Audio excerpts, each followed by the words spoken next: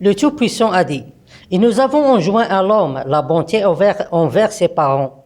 Sa mère l'a péniblement porté, et on l'a péniblement accouché. Et sa gestation et sévrage durent 30 mois.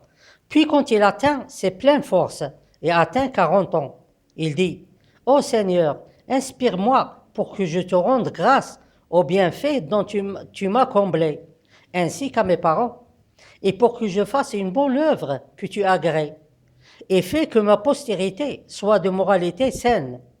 Je me repens à toi, et je suis du nombre des soumis. Pour presque tous les gens, l'âge 40 est l'âge le plus important pour l'être humain dans sa vie. Peut-être parce qu'à cet âge, le corps et l'esprit humain terminent leur formation complète. Ou peut-être parce qu'à cet âge est le point de changement de la montée à la descente. Et il se peut aussi qu'il y a d'autres causes chez les scientifiques et les chercheurs.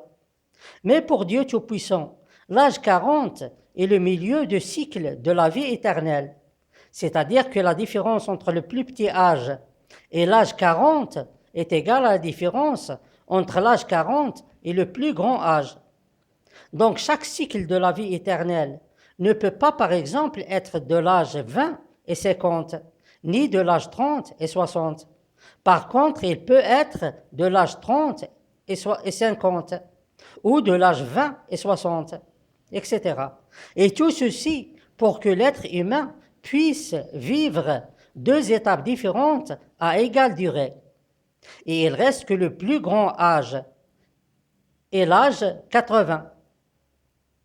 Mais il y a des gens aujourd'hui qui ont dépassé cet âge et qui croient en Dieu Tout-Puissant, unique et sans associé, et à son message.